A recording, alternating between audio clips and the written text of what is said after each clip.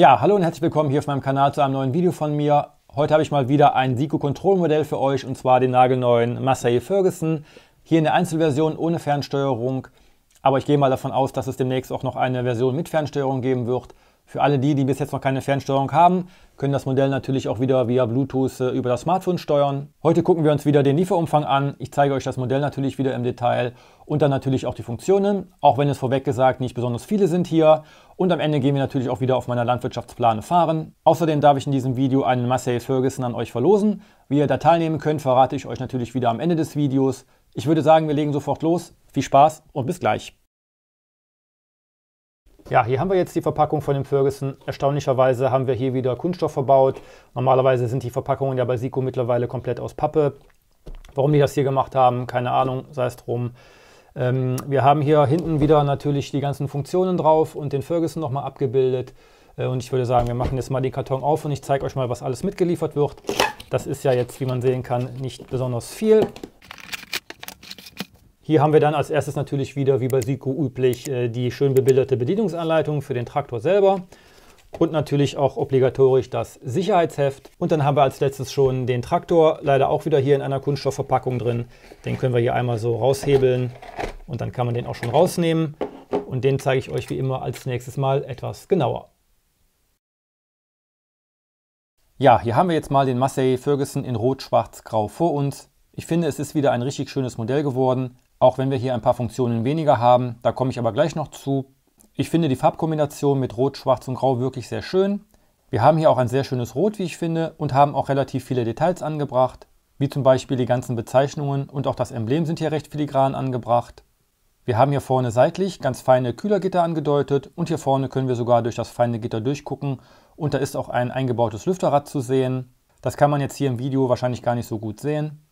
Auch die ganze Motorhaube ist schön detailliert gemacht worden. Vorne haben wir dann wieder die Frontkupplung, die wie immer manuell betätigt werden muss. Dann haben wir auch hier wieder große Reifen aus Vollgummi mit einem schönen groben Profil, aufgezogen auf silbernen Felgen, vorne und hinten. Die Vorderachse ist auch wie bei anderen Sico-Traktoren gelenkig gelagert, dass sie sich etwas bewegen kann. Wir haben natürlich auch wieder ein Mischmaterial aus Metall und Kunststoff, wobei das meiste, wie es sich anfühlt, hier aus Kunststoff ist, bis auf die Motorhaube und die roten Radkästen hier hinten, die sind aus Metall. Das Führerhaus ist komplett in Grau gehalten, bis auf die schwarzen Umrandungen hier oben und die Spiegel sind in Schwarz ausgeführt worden und können auch wieder ein- und ausgeklappt werden. Am Führerhaus selber haben wir jetzt leider keine elektrischen Lichter, das sind alles nur Attrappen. Genau wie hier oben die Rundumleuchten funktionieren ebenfalls nicht. Typischerweise lassen sich auch die Türen am Führerhaus nicht öffnen und wir haben ein relativ schlichtes Cockpit eingebaut, sieht aber dennoch alles ganz gut aus. Auf der Rückseite haben wir noch ein kleines Nummernschild angebracht. Hinten haben wir dann wieder unter dem Cockpit das Batteriefach. Das öffnen wir, indem wir die Schraube hier rechts einmal lösen, am besten mit einem Schraubendreher.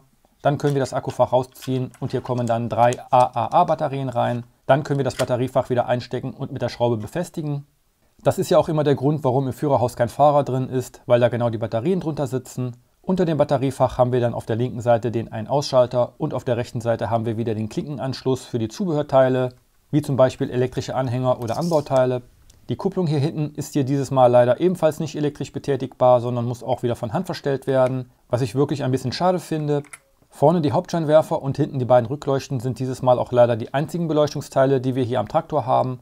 Ansonsten haben wir hier auf beiden Seiten wieder schön detaillierte Aufstiege ins Führerhaus. Wir haben hier sogar ein paar winzig kleine Details. Hier am Tank ist das, glaube ich. Da haben wir hier einen kleinen blauen Deckel, was ich wiederum richtig cool finde, auch wenn es nur ein kleines Detail ist. Auf der rechten Seite haben wir dann auch wieder das Auspuffrohr angebracht. Die Unterseite ist jetzt hier wieder eher unspektakulär. Die besteht auch aus Kunststoff. Ansonsten gibt es hier eigentlich jetzt nicht so viel zu sehen. Ja, wie gesagt, ist das Modell wirklich richtig schön geworden. Und ich würde sagen, ich zeige euch jetzt mal ein paar schöne Drehteileraufnahmen, bevor ich euch danach dann kurz die paar wenigen Funktionen zeige.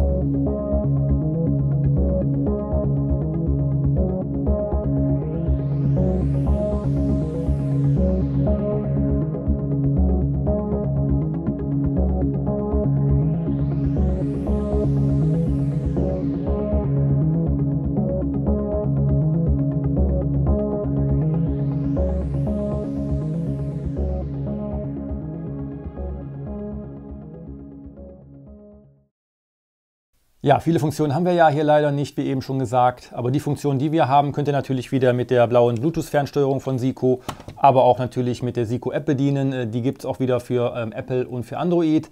Wie man die installiert bzw. sich besorgen kann, habe ich euch ja auch schon in mehreren Videos gezeigt. Da verlinke ich euch mal hier oben eins. Ich denke mal, da müssen wir jetzt hier nicht näher drauf eingehen. Ansonsten haben wir als extra Funktion eigentlich hier nur die Beleuchtung. Die können wir ein- und ausschalten. Das heißt, wenn wir die einschalten, geht vorne der Hauptscheinwerfer an und auch gleichzeitig hinten die Rückleuchten. Und wir haben natürlich wieder eine proportionale Steuerung für den Traktor. Das heißt, wir können schneller und langsamer vorwärts und rückwärts fahren. Das gleiche gilt natürlich auch für die Lenkung. Die ist ebenfalls proportional. Das heißt, wir können mit dem Steuerrad einstellen, wie stark wir einschlagen wollen. Mehr elektrische Funktionen haben wir hier leider nicht. Und wie das Ganze auf meiner Landwirtschaftsplane aussieht, das zeige ich euch jetzt mal als nächstes.